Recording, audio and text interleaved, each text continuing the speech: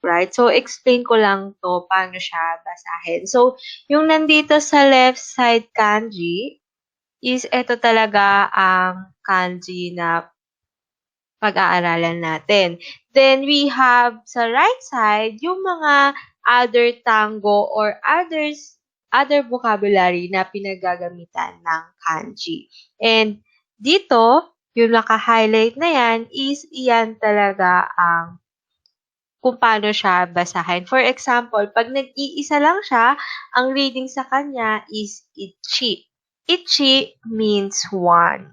So, zoom ko lang. So, ichi means one. But, pagkasama niya na yung other kanji, so we have the kanji now of o'clock, the G. Ito yung kanji ng o'clock. But, ichi pa rin ang readings niya. So, ichi plus the kanji of clock, we have ichiji. So, ganon ang kanyang readings. But, for example, we have one. One is other, pag may bibilhin ka, hitotsu kudasai. Please give me one. So, o kudasai is please give me. Or hitotsu, tanggalin ang o. Hitotsu kudasai, please give me only one. So, hitotsu is one. For example, you will buy a Coke or anything at the sa mga Jollibee or McDo, hitotsu kudasai. Or sa any restaurants. And sa department store, if you will buy something, hitotsu kudasai. Please give me one. So, nag-iiba ang readings niya. So, nagiging hito. So, nagiging pangalawang reading. So, ipon, nagiging 1 minute pagkasama niya ang kanji ng minute. So, the kanji of minute is here. So, nagiging I plus small su, ipon. But in ichinensei, ganun pa rin ang kanyang basa. This is the kanji of ichi, yung nauuna. And we have the kanji of nen is here. And we have the kanji of sei. So, ichinensei, first year student. So, ang technique dito is talagang you have to memorize if ano ang readings niya pagkasama niya yung ibang kanji. So, pero ang very important dito is yung mga naka-highlight, like ichi and ichiji. But, if you want to practice, parang may nag-join, right? Wait lang, check ko lang ha. Wala. Sorry.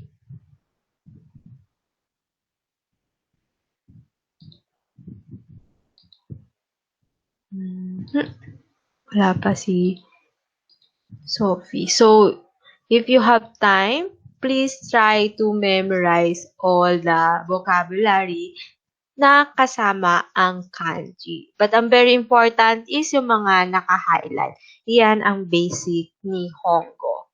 Okay? But in N5, meron na tayong ichinensei, right? So, pwede na rin natin siya isama sa ating pag-aaral ng kanji. Okay? So, and the stroke is here. Kung paano siya isulat. How to draw kanji. Ito siya, nasa ilalim. So, we have one stroke, sabi. Kaya, isang stroke lang siya. Pag ganyan. So, I will try to send to you yung gamit kong application on Facebook.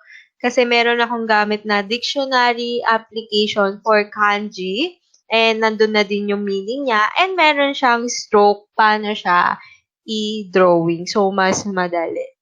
But of course, kailangan pa rin nating i-practice ng sinusulat kasi if titingnan lang natin, hindi natin siya matatandaan. Unless kung magaling ka talaga mag-memorize by seeing the kanji, right? So, we have the kanji for 2. 2 is ni. So, ni, 2. And if you want to have 2 o'clock, we have ni plus the kanji of G, niji. And second year student, of course, ni nensei. And if you have to say futa, 2, please. So, futa, futa, because the second reading is futa here, and this is will be futa plus the su. It will become futatsu. So we have the kanji tu and we have the hiragana su. It will become futatsu. So futatsu kudasai. Please give me two. Okay? And if you want to say the duration of days, 2 days is futsukakan. Futsukakan will become 2 days. So this is the kanji of two. This is the kanji of days, nichi, and we have the duration of days, kan. So, futsukakan is 2 days. So, in lesson 4, we will encounter the 1 day, 2 day, until the 31 days. And also, the months and the year, I think. So, meron na siya in lesson 2. Lesson 4, sorry. So, we have the sun, the kanji for 3. So, 3 stroke siya. Madali lang yung 1 until 3, right? So, we have sun, of course, 3. Sanji is 3 o'clock. Sannensei, third year student. Sangatsu, we already have the month. San, because March is pang 3 siya, kaya Sangatsu. San plus Dagatsu is referring to a month. If you want to say January, dahil pang first ang January, so Ichi plus Dagatsu. And Mitsu,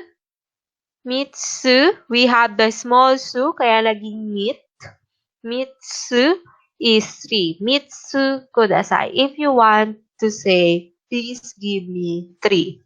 Okay, so we have the ichi here. And pag dinagdagan mo siya nito, magiging ni. And if you want to do 3, it will become tatlo, san. Pero magkapantay yung nauuna doon sa unahan. And if you want to say sangatsu, add mo lang yung kanji ng month. So this is the kanji of months. But this kanji we will encounter in lesson 4, I think. Because this kanji is also the kanji for Monday, and kanji for moon, and kanji for month. So, nag-iiba lang ang kanilang readings pag iba na ang kasama nilang kanji sa tabihan. Okay? But meron namang iba yung kanji, pero same readings. Okay? So, if you want to memorize, please memorize the kanji, hiragana, and of course, the English translation. And we have, of course, yon. Yon is 4. So, this is the real readings. Pag nag-iisa lang siya. So, we have yon is 4. And pagkasama niya na yung G ng o'clock will become yo. Yoji. Because ito na siya. Yoji is 4 o'clock. And fourth year student, of course, yonensei. Naging yo din yung yo. And sa April, hindi siya yogatsu, but shigatsu. This is shi. And of course, dagatsu will become shigatsu. And if you want to say, please give me 4, you will use yotsu. Yotsu kudasai is please give me 4. Yotsu. And we have the go. Of course, go is 5. So, this is the kanji for 5. Okay? And 5 o'clock, of course, goji. Goji. And we have the gogatsu. Go plus the gatsu is May. Because gatsu is referring to a month. And we have go plus the kanji of sai, years old, right? So, go sai, 5 years old. So, if you want to say your age plus the kanji of sai, pwede mo na siyang isulat. But, acceptable if kuwari 30 ka and the kanji of sai lang ang idodrawing mo, pwede rin. Medyo mahirap siya, pero kayang-kaya naman yung kanji na sai. So, we have isutsu is for 5. Isutsu is please give me 5. And we have 4 strokes. So, let's try to draw this kanji. So, we have 1, ichi, ni, san, yon. Naka 4 stroke tayo. So, ichi, ni, san, magkadugtong, yon. But, kagaya nga lang sinasabi ko sa other student, kahit hindi mo naman magaya na 4 stroke siya. Basta, kamukha niya ang kanji. Kung saan ka komportable, right? O, hindi ako naka 4 stroke ata, pero nagaya ko siya. So, okay lang yon. Basta, kamukha niya yung kanji. So, don't worry, kahit hindi mo ma-memorize kung ilang stroke, okay lang. But, syempre, of course, if you are practicing, mas okay na ichi, ni, san, yon, magbibilang ka ng galon para pumasok sa utak mo. And pag dinrawing mo yon, of course, tuloy-tuloy na ang pag-drawing mo ng kanji. And we have the roku. Roku is 6. So, this is the kanji of 6 now. So, madali lang din. 4 stroke lang din siya. So, ichi, ni, san, yon. Okay? And we have the rokuji, of course, kanji for 6 o'clock. Ropyaku, 600. So, now we have the kanji for hundreds. Pyaku.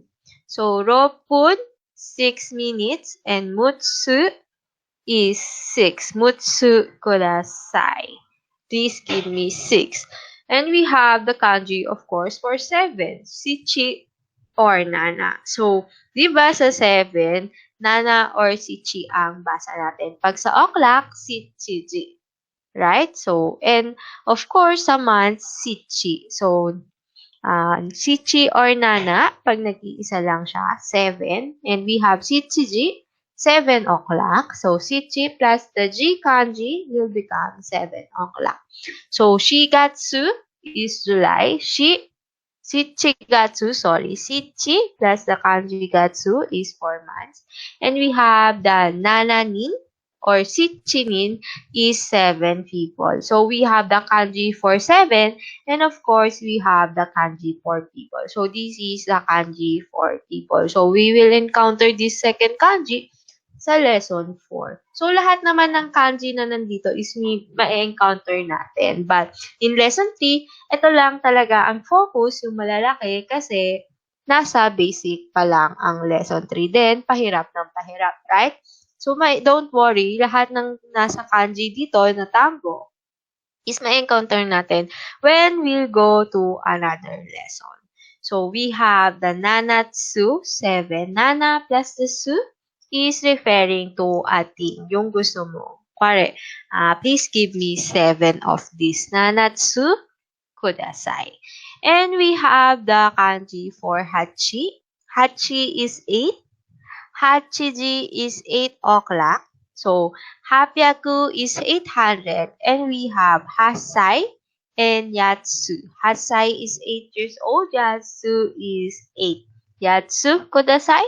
Please give me 8. So, napaka-importante ng kanji ng time. So, hachiji, it means 8 o'clock. So, if you are working with a Japanese company, napakahigpit nila sa time. So, please try to memorize the kanji of numbers and time.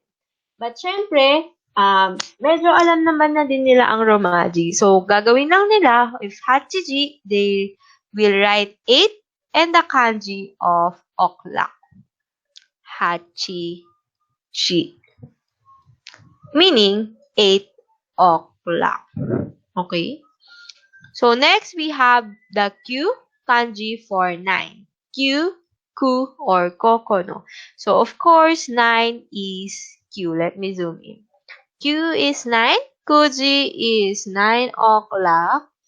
And we have kugatsu, September. Ku plus the kanji of gatsu, September. And we have kyusai, 9 years old. Kokonotsu is 9. Please give me 9. Kokonotsu kudasai. Hindi siya yung bilang na Q. Q is number na 9. But if you're referring to a thing, now please give me 9 items or 9 of these kokonotsu. Kokonotsu o kudasai. So we have, of course, the kanji for 10. I think pinakamadali din. So we have the Ju. Ju is 10. And Juji, 10 o'clock. Ju plus the Gatsu is October. Because October is pang 10 siya. So Ju plus this kanji will become October. But now, ganito na nila minsan sinusulat. So we have October and the kanji of Gatsu. So understood na, this is October. We have the number and the kanji of the month. So Jusai is 10 years old and we have the to is 10. So to o kudasai, please give me 10 of these. And we have, of course, the kanji of hundreds. It's either yaku, pyaku, and byaku, right? So pag 300, it will become sambyaku. Pag 600, ropyaku. And of course, pag 800, hapyaku, right? And we have the kanji for 1,000 now. 1,000, sen or zen. So 1,000 is sen, pagka 3,000 is san plus the zen. San zen. Okay? And we have the kanji for 10,000, the man. So, lahat, di ba, ng sa 1,000 until 90,000 will become man. Ichiman. Juman, Yakuman. Walang ibang readings. Pag nakita mo tong kanji na to, thousands lang talaga siya. And we have the N or Maru. N is yen, and Maru is circle. Or N is also a circle. Yaku N, 100 yen. So, this is the kanji of 100 and the kanji, of course, N. Endaka, strong yen. So, endaka, hindi naman to masyadong lumalabas sa exam tsaka sa daily life. So, okay lang. So, this is the kanji of strong yen. And Marui is round. Marui is round. And this is the kanji of oklak, Ji or Toki. So we will read this as Ji or Toki. So we have Ichiji and Kodomo no Toki is in one's childhood or when I was a child. So the noun Kodomo. So when I was a child, Kodomo no Toki, preparing na when I was a child. So, if you want to say when I'm a university student, daigaku no gakusei no toki. When I was a child, a university student. So, this is the noun no toki. So, if you want to say when I was 20 years old, 20歳 no toki. Okay? And if you have to say toke or watch, yan din ang kanji. Sorry. Ito din ang kanji niya. Toke. To plus the K is watch. So, it's refer to time.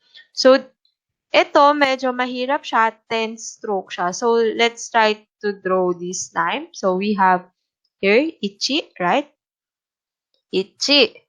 And naging ni. San. Yon. And dito na ako sa go. Ito, yung mataas doon.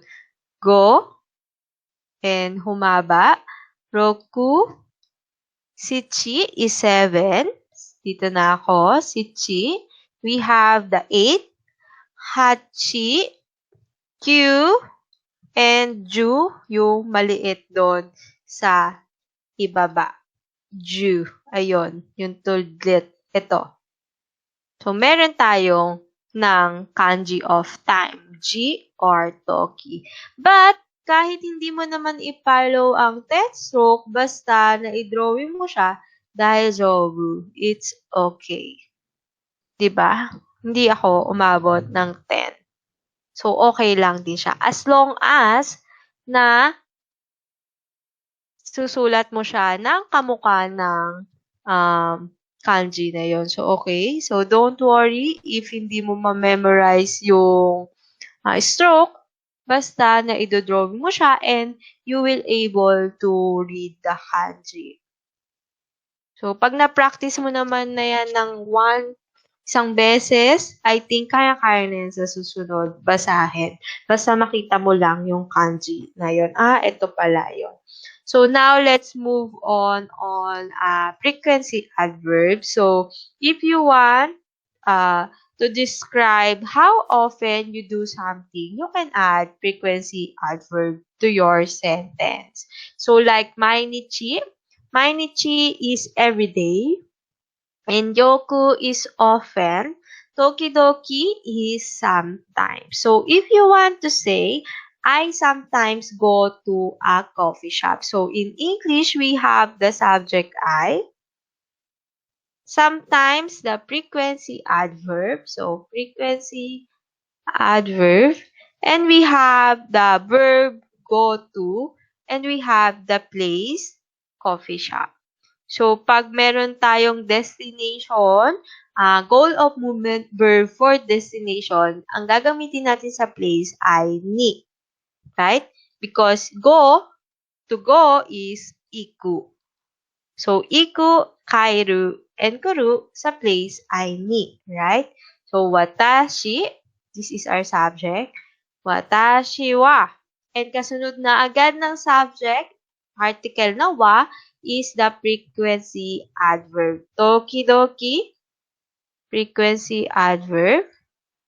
Watashi wa tokidoki, tokidoki sometimes. Kisaten, we have the place. Kisaten ni, of course the ni, ikimasu. I sometimes go to a coffee shop. And if you want to say, I often drink coffee, so we have often. Watashi wa yoku kohi o nomimasu. Right? So, before the direct object, kailangan may frequency adverb ka na. Or watashi wa mainichi, everyday. Watashi wa mainichi. Uchide is house, right? Uchide kohi o nomimasu. So, I drink coffee every day at my house, or every day I drink coffee at my house. Okay, so sa Japanese, una mo ng subject, then the frequency adverb, and yung mga place, direct object, and the verb. So pag walang direct and object and the verb, place, ni, and the verb with goal of movement for destination. Like to go home, and to come, right? So, next we have the zen-zen. Zen-zen is not at all. I mean, hindi talaga. And we have the amari. Amari is not much. Hindi ganon kadalas. Not much. So, and if we have these two frequency, not at all and not much, zen-zen and amari, yung kasama niyang verb will become negative present tense, masen. So, for example, I do not watch TV at all. So, we have the subject I. Do not watch. So, the verb will become negative present tense. TV is our direct object, and we have the frequency adverb not at all, right? So, I do not watch TV at all. So, watashi will become your subject. Watashi wa. So, kasunod niya na is yung frequency adverb. Zen-zen and direct object. Terebi o.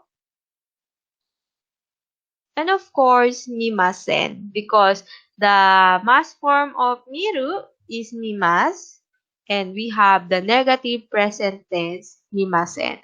Pag hindi ka talaga or not much nanonood ka ng TV, kailangan if you have zen-zen, of course, the verb will become negative present tense. Okay? So, nilagyan ko siya ng romaji para mas madali nating maintindihan. Kasi, other student, ngayong lesson 3, marami na umayaw dahil nahirapan sa verbs and wala ng Romaji. But I'm glad nandito pa rin kayo studying with me, joining my class. So, I'm proud of you. So, pagka natuto ka naman ng Nihongo, maganda na, worth it naman na pag-aralan, right? So, may magandang future naman na naghihintay. Huwag nga lang susuko. Of course, sa una, mahirap talaga. Mahirap naman talaga mag-aral ng new language.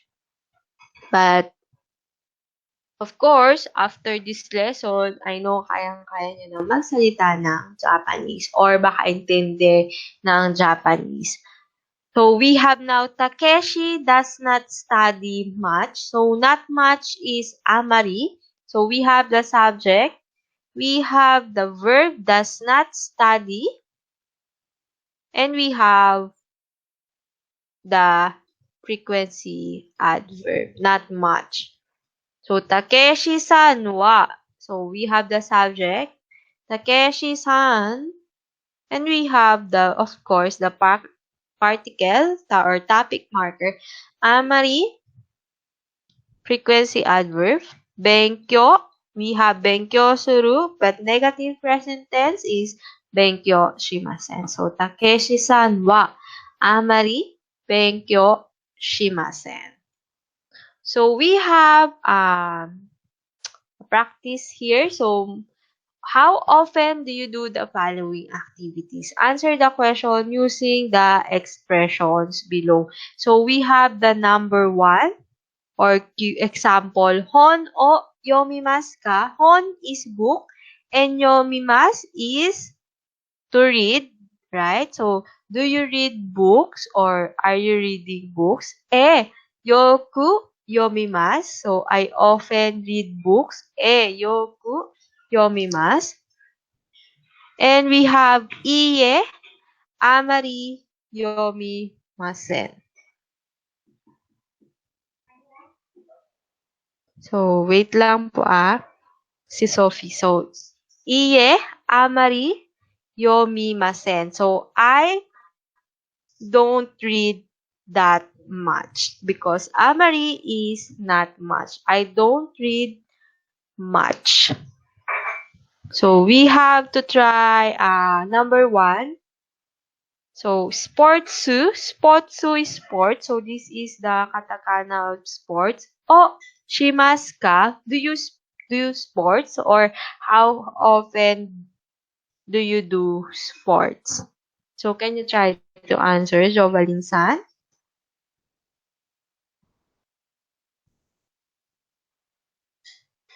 So, if yes, iye is if not. So, iye, if gagamitin mo ang amari or zen-zen plus the negative form of verb, negative present. But is yes and frequency adverb plus the must form of verb. Ay, dozo.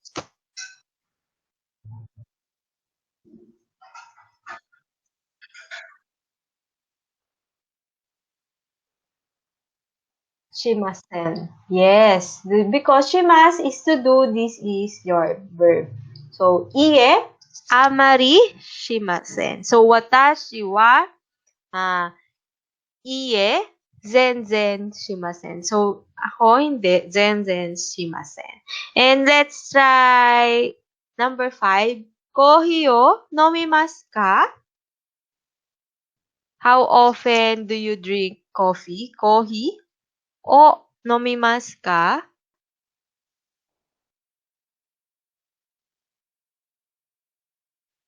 そうですね。私は毎日コーヒーを飲みます。So, I drink coffee every day. How about, how often, asagohan o tabemasu ka? So, asagohan is breakfast and we have the verb to eat. How often do you eat breakfast?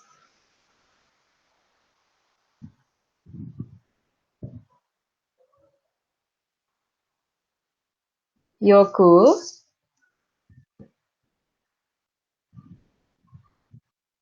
Yes.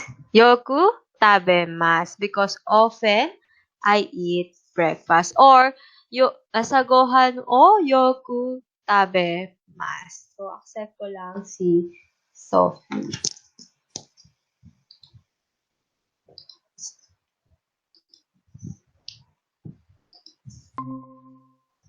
Hi, konbanwa, Sophie-san.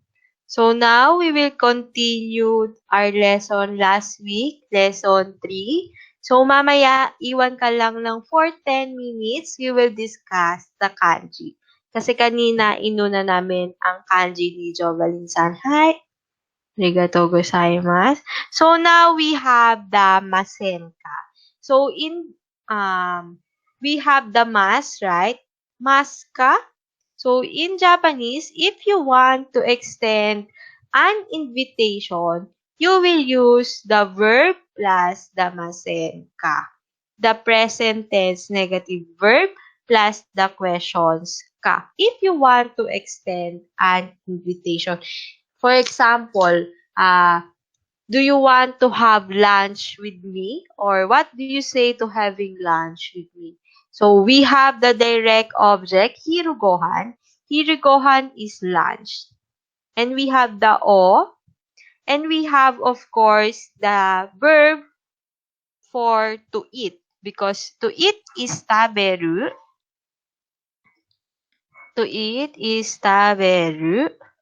And it's a ru verb because it's ended with ru. Kaya, i-remove mo lang yung ru and add mo yung masen ka. Tabe plus masen ka. Tabe masen ka. So, of course, direct object o plus the verb. Hirugohan o tabe masen ka. Do you want to eat lunch with me? Or what do you say to having lunch with me? If okay to you, you will say I desu ne because I is good. Plus the desu ne sounds great. I desu ne.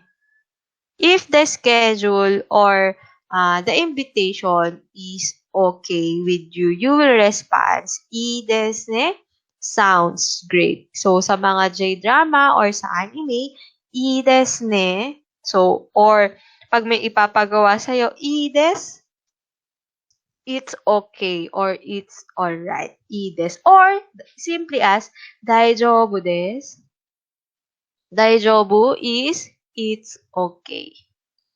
大丈夫です。大丈夫ですか? Are you okay? 大丈夫です。So, dagdag lang tong 大丈夫. 大丈夫です. It's okay. So, if someone invite you or someone asking you permission or someone asking you a request, you will respond 大丈夫です. It's okay. So, dito, will you play tennis with me? Or do you want to play tennis with me? So, we have the direct object tennis. And we have, of course, the verb to play. So, to play is to do. We will use suru for the verb. And suru is a irregular form of verb kaya nagiging shimasu. And, of course, shimasen, right? Kaya, nagkaroon tayo ng direct object na tennis. Tennisu shimasen. Tennisu o, of course, we have the direct object, the word o, written by wo, but pronounced as o because it's a particle. Tennisu o shimasen ka? Shimasen, the present tense negative of verb, and we have the ka. So, do you want to play tennis with me? If you want to extend an invitation, right?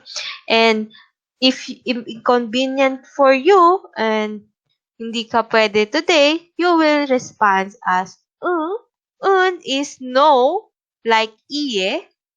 So, if you are friends with so pag friend kayo ng kausap mo, pwede mong gamitin ang But pag hindi, use the formal form iye.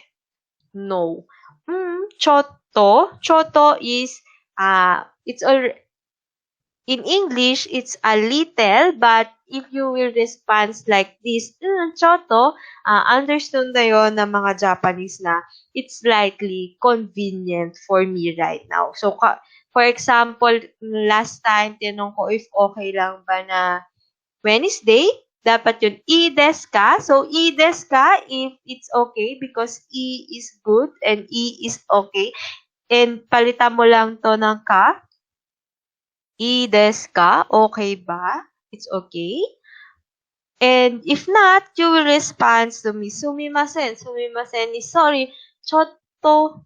And I already understand that it's slightly inconvenient for you, the schedule. And if the schedule is convenient to you, you will respond chotto or sumimasen, chotto.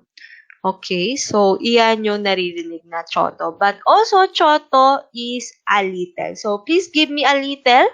Choto kudasai. Because kudasai is please give me, right? Choto kudasai. And of course, onegai shimasu. Choto onegai shimasu. Or choto kudasai is please give me a little. Kudasai is please give me. Kudasai. So, choto is a little, but if a little convenient for you, choto. And you can use maska for extend invitation. So, maska is tinatanong mo lang kung, for example, kumain ka na ba? Do you already eat? You will ask him or her like, tabe maska? Tabe maska? Kumain ka na ba? Tabemasu ka? So, banggohan, dinner, banggohan no tabemasu. And pag hindi pa, sasabihin ng kausap mo, tabemasen. Tabemasen. Not yet. Hindi pa ako kumain. And pagka do you want to extend an invitation, you will use tabemasen ka? So, understood na, do you want to extend an invitation? Ni-invite mo siya para kumain. Tabemasen ka? Okay. So, we have example here. So, we have kohiyo nomimasen ka? Do you want to drink coffee with me? So, kohi is our direct object, of course. This is the direct object. And we have the o.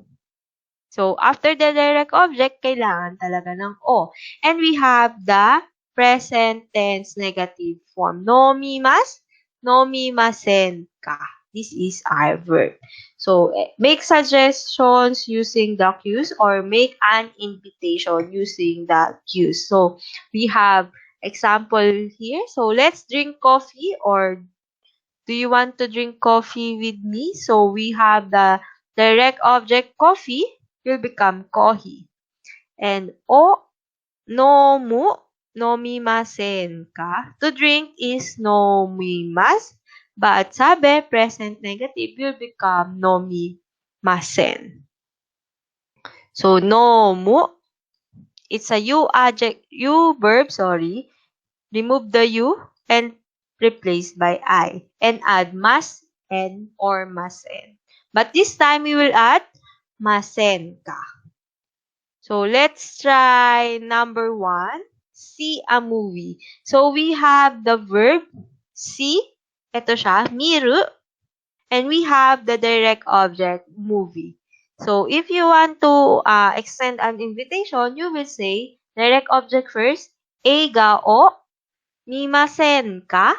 So, remove the ru and add masen ka. Because it's a ru verb, remove mo lang tong ru. To identify verb with ru verb, ended siya sa ru. And we have number 2, come to my house, we have the place house, and we have the verb for destination, goal of movement. Kaya, uchi ni kimasen ka? So, this is a irregular verb. Puro magiging ki plus the masen ka. So, let's try number 3. So, number 3 is play tennis. Can you try to answer, Jo Balinsan? We have the direct object tennis and we have the verb suru. It's a regular verb, kaya magiging shi plus the masen. Hi, Dozo.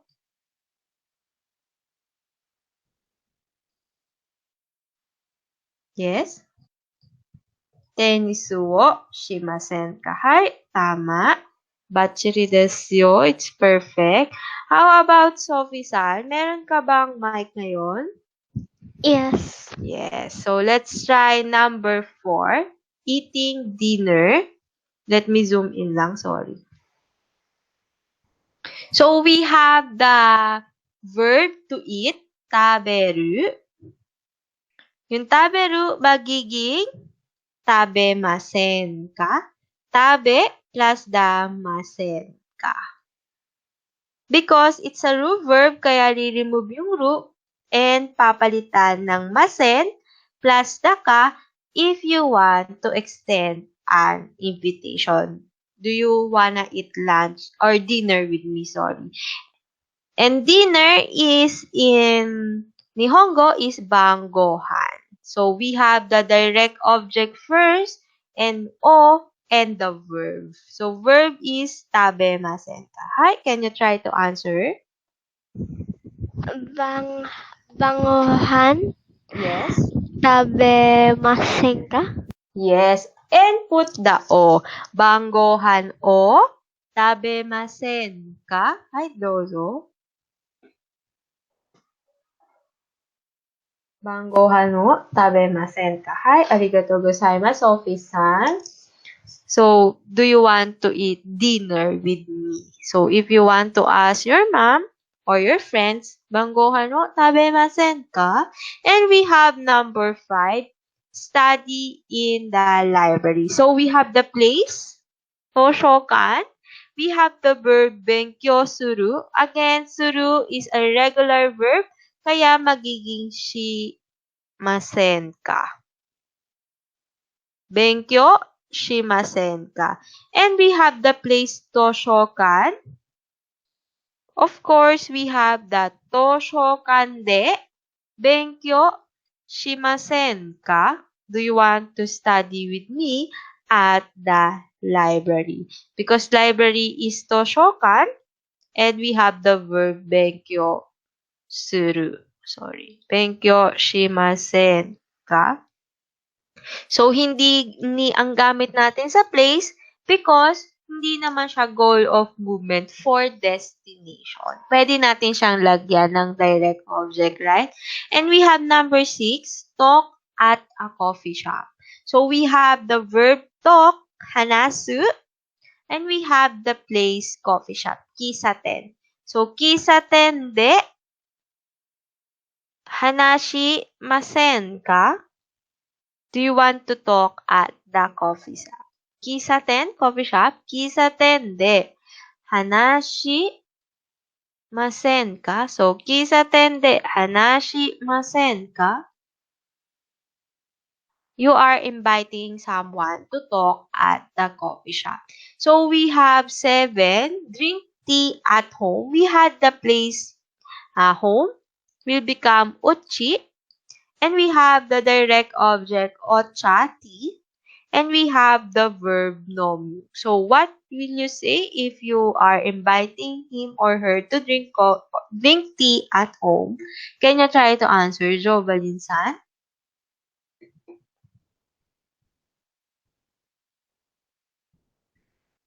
Uchide? Sorry.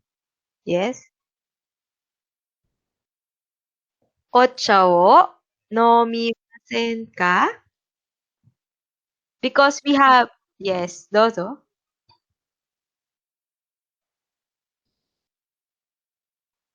O. Yes, because ang verb natin is to drink. So, di ba to drink is nomu? Kaya magiging nomimasen ka. Uchide, ocha o nomimasen ka? Do you want to drink a tea at home? Or if you want to say, do you want to drink tea? Ocha o nomimasen ka? Okay? And we have listen to music. So, music is ongaku, our direct object.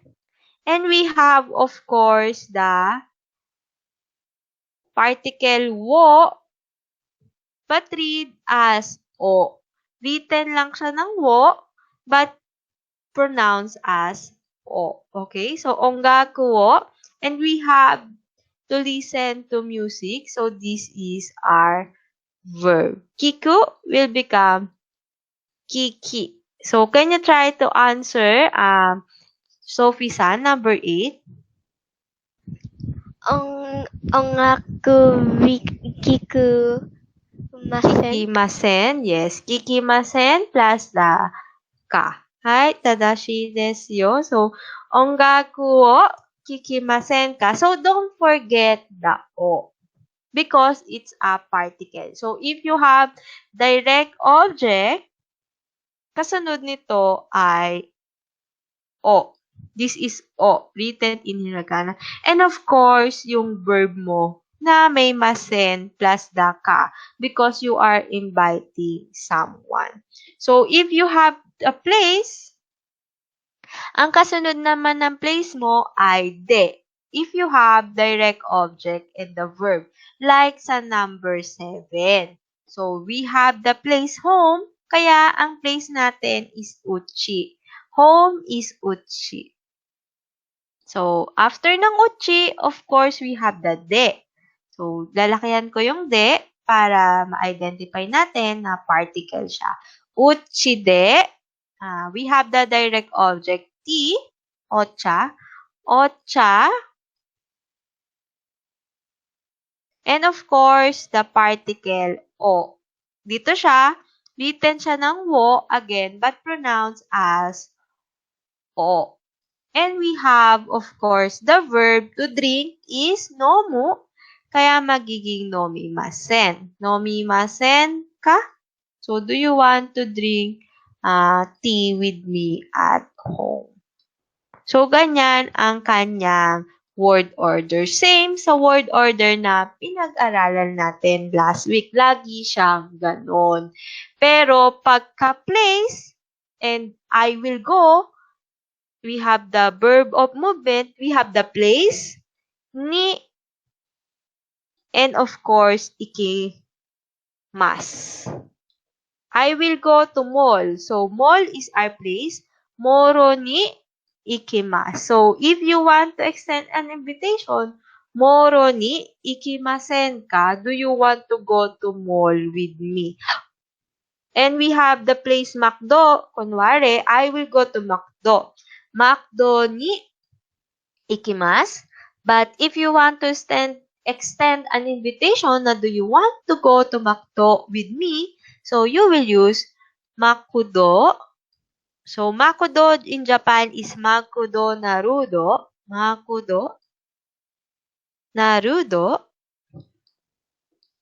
Makudo narudo.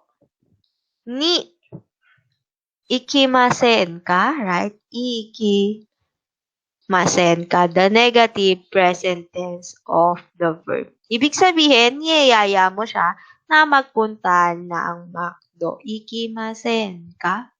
Okay, so we are done with the masen ka form. And we have now the topic particle wa. So, wa, but written in ha, but pronounced as wa. So, we learn sa lesson 1 is the topic marker or the topic particle. So, dito, gusto niya lang, if you want to use wa, the subject will be emphasized. For example, how about dinner? So, banggohan wa. So, kinat niya na sa subject. We have the subject dinner, and of course, we have the marker wa. and tinaasan niya na lang with rising intonation, right? Bangohan wa, and response, I will not eat. Tabemasen. And if you will eat, you will respond as tabemasu. So, wa is to emphasize the subject. Or if you want to say, how about lunch? Hirugohan wa? We have the wa. Okay? But how about is do desu ka, right? In lesson 2 or 3, do desu ka is how about. So if you want to ask how about, we have the subject wa and the do desu ka. How about dinner? We have the subject dinner, banggohan. Banggohan wa? Do desu ka. But dito, kinat niya na ang do desu ka. Banggohan wa? Okay. So, if you want to say, what do you usually do on weekend? Weekend is shumatsu here. Dito, Mary-san. Si Mary-san, of course, supposed to be the subject. But nilagyan niya lang ng ganon, tinawag niya Mary-san. Shumatsu wa taitei nani yo shimasu ka? Taitei is usually, and we have the nani wo shimasu ka? What do you usually do on weekend? So, we have the frequency adverb. And we have, of course, the WH questions who. Nani o will become our direct object. O shimasu ka? So, shimasu is a verb suru. What do you usually do on weekends? Or, I'm going to Kyoto today. So, dito, in-emphasize niya na today, I will go to Kyoto. So, kyo is today. This is our time. Kyo wa. So, kyo is our time. Kyo wa. Kyo is today. Kyoto is our place. Kyoto. Kyoto ni ikimasu is our verb. Hindi niya sinabi na watashi wa Kyoto ni ikimasu. So, watashi wa I will go to Kyoto today. Watashi wa Kyoto ni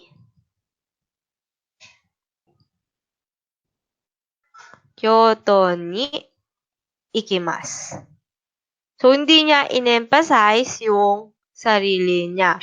But, in-emphasize niya dito na today, I will go to Kyoto. Kyoto ni ikimasu. Kyoto ni ikimasu. Tinanggal niya ang watashi, right? Ang subject.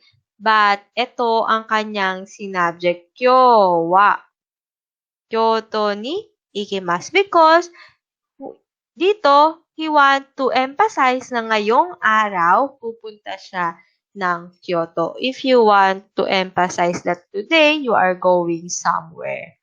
Okay? Or you're doing something. Kyo, benkyou shimasu. Kyo wa Nihongo wo benkyou shimasu. Nihongo is Japanese language and benkyou shimasu is to study. And today, I'm going to study Nihongo. For today, I will study Nihongo. So, let's try some practices. Renshu is practice to answer the following question. Of course, I will guide you with this question para lang ma-familiarize tayo sa mga ganitong questions and sa answer. So, we have the number 1. So, this is the Romaji of number 1. So, we have Nanji. Nanji is what time? Nanji ni okimasu ka? So, we have the time ni okimasu is our verb. Of course, what time do you wake up? So, we have the ka. So, in answering these questions, remove mo lang tong ka and remove mo yung nan, palitan mo ng what time. For example, I wake up at 6 a.m. So, 6 Roku is 6. Roku. And of course, copy mo yung G. Roku ni okimasu. So, may I ask Jovalin-san, nanji ni okimasu ka?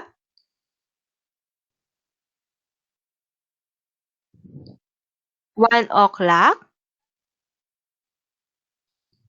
Tama po. Ichi? Ichi is 1. Yes. How about 8?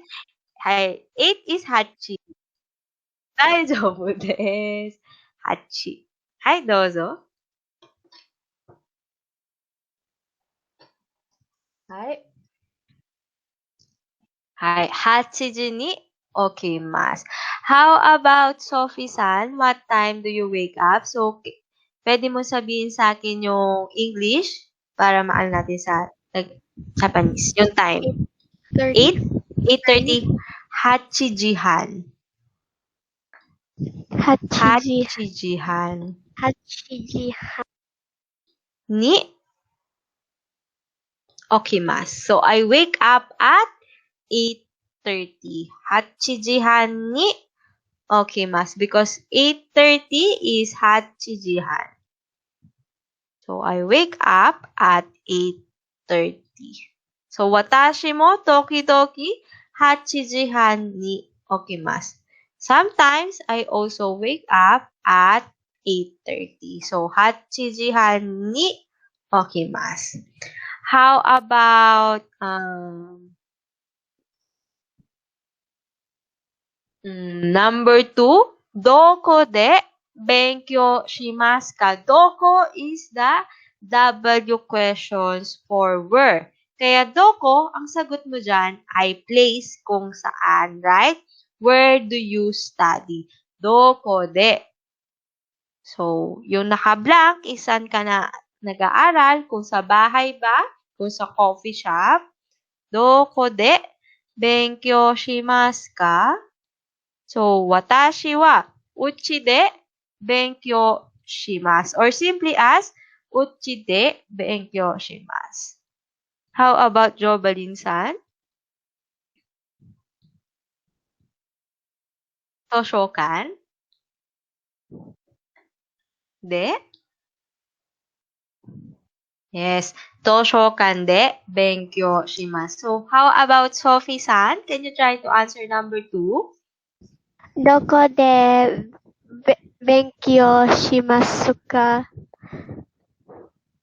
So, doko, where do you study? Remove the doko and answer if sa house is uchi. Uchi de benkyou shimasu. So, I study at home. Okay? So, uchi de benkyou shimasu. So, since ngayon, online, right? So, uchi de benkyou shimasu. So, number 3 is itsu teribi o mimasu ka? Itsu is the W expression for when. So, when do you watch TV? So, itsu is when. So, ang answer dito, if every day, mainichi teribi o mimasu. But if sometimes, tokidoki. Tokidoki, sometimes, teribi o mimasu. And yung sa amari kanina, Jobalin-san and Zen-zen, magiging masen form ang verb. So, can you try to answer it, Jobalin-san?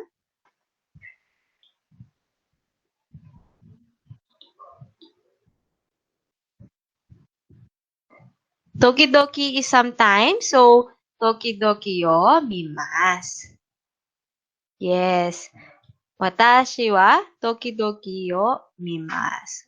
Teribi o tokidoki mimasu. Because ang masen lang is sa amari, not much, and sa senzen is not at all. How about Sophie? Itsu teribi o mimasu ka? When do you watch TV? Every day ba? I don't watch TV. You don't watch TV. So, zen-zen, mimasen. If you don't watch TV, zen mimasen. Hai, yokata desu ne.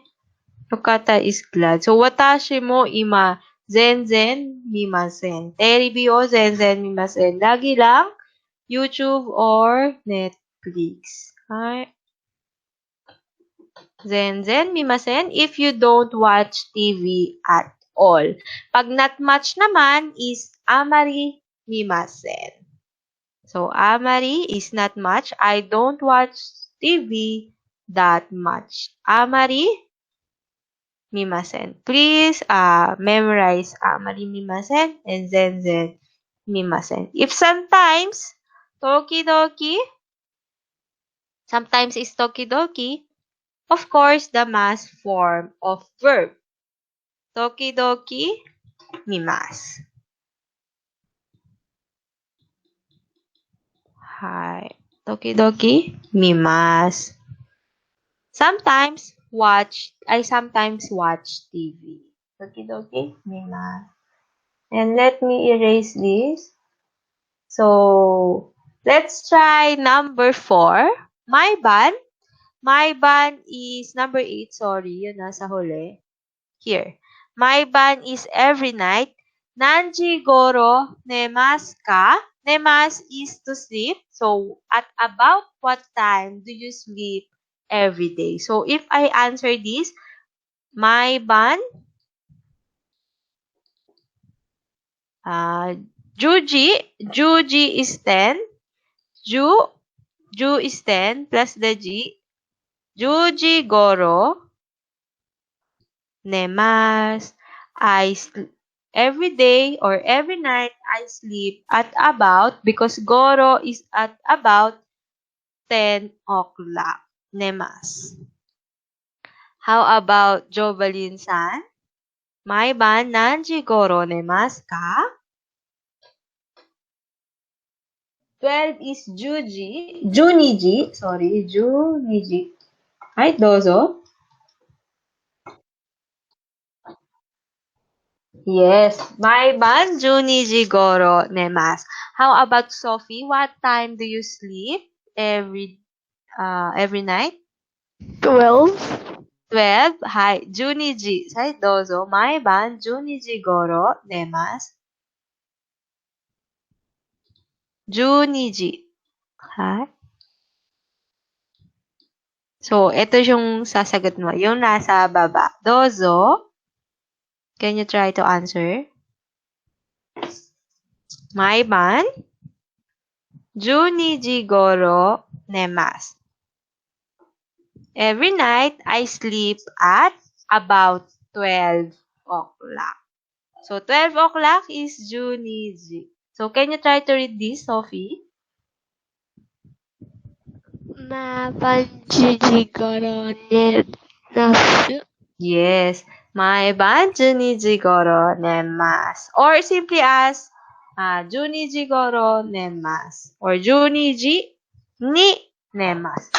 I sleep at about, nalipat, at about 12 o'clock. Hi. So, we are done with lesson 3. But Sophie-san, can you stay for 10 minutes? But kay Jovelyn-san, so this is the end of lesson 3.